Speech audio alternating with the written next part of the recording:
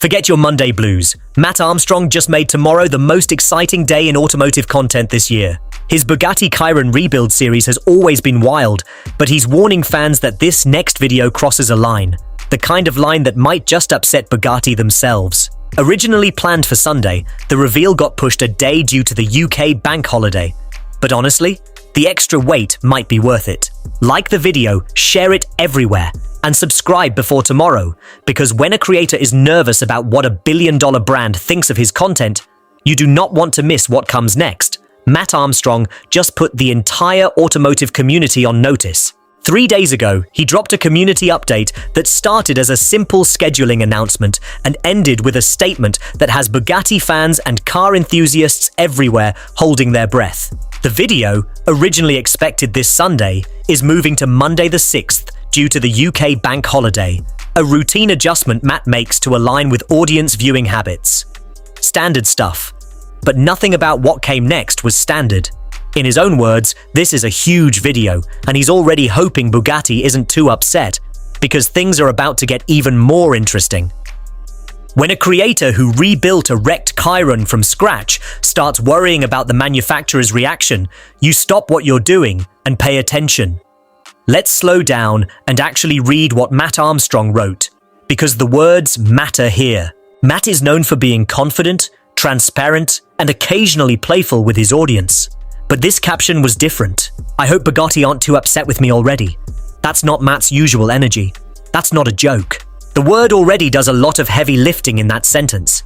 It implies the relationship between Matt and Bugatti is already strained, and what's coming pushes it further. This isn't a creator nervously teasing drama for clicks.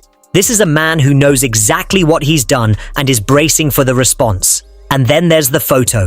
The purple Chiron sits inside what appears to be a professional workshop. Hexagonal ceiling lighting, orange branding on the walls. But look closer. The car isn't just partially disassembled. The entire front monocoque is completely detached from the rear subframe where the engine lives. This isn't panel removal. This is a full structural separation of one of the most complex cars ever built. Whatever Matt has done, or is about to do, this Chiron will never be the same again. There's a reason Bugatti claims this kind of structural separation requires their specialized facilities. It's not just engineering pride, it's a controlled narrative. If the split only ever happens inside Bugatti's walls, Bugatti controls what gets documented, what gets shown, and what the public understands about how this car actually comes apart. Matt Armstrong just removed that control entirely. The photo shows the Chiron mid-split in a clearly non-Bugatti environment, with work actively happening. And based on the caption, what's being documented during that split is exactly what Bugatti would never want filmed. Not the separation itself. The decisions being made while the car is open. Modifications, engineering changes. Upgrades to systems that Bugatti's own designers built. This video isn't just a rebuild update. It's evidence. And Matt is about to release it publicly. One quick note for those who were ready and waiting at 6 p.m. today. Matt flagged this a week ago in his previous video. The Bugatti series doesn't follow a strict weekly schedule. The work demands more time than that, and Matt has been upfront about it. Monday the 6th is confirmed. Patience rewarded. The Bugatti videos are not going to be every single week, because we need to source parts, we need to make them, there's going to be delays in between videos. It's not as easy as buying parts and just fitting them to the car. That's Matt Armstrong, in his own words, explaining the reality of what this rebuild actually involves. No manufacturer support, no approved parts supply, no shortcuts. The gearbox bracket went to Bob, who had to analyze the material before he could even begin developing a repair approach.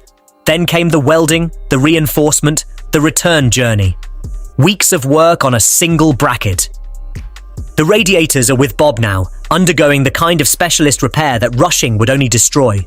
And the aluminum front structure is being 3D scanned, so CNC machining can produce components that don't just match what Bugatti built, they improve on it. That last point is critical. Matt isn't just rebuilding this Chiron to factory specification. He's engineering solutions that go beyond what the manufacturer was willing to provide. And he's about to show all of it on Monday. 3 possibilities. Any one of them explains Matt Armstrong's concern. All 3 together explain why this might be the most significant automotive video of the year. First, alternative sourcing. The image shows a Chiron split in a non-Bugatti facility, actively being worked on with components that didn't come from Molsheim. If Monday's video reveals where Matt actually sourced Bugatti equivalent parts, real suppliers, real prices, real availability, that dismantles one of Bugatti's most powerful arguments. Their justification for refusing parts has always leaned on exclusivity. The idea that these components simply cannot be obtained anywhere else.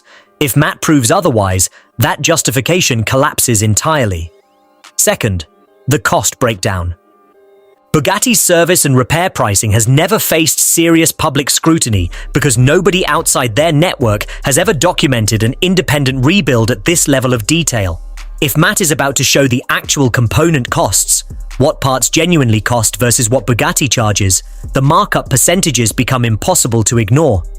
That doesn't just embarrass Bugatti. It threatens the entire revenue model built around service exclusivity. Third, and perhaps most damaging, engineering exposure. The valve train exhaust alone required custom fabrication and weeks of specialist welding. What if that process revealed something about how Bugatti originally built it?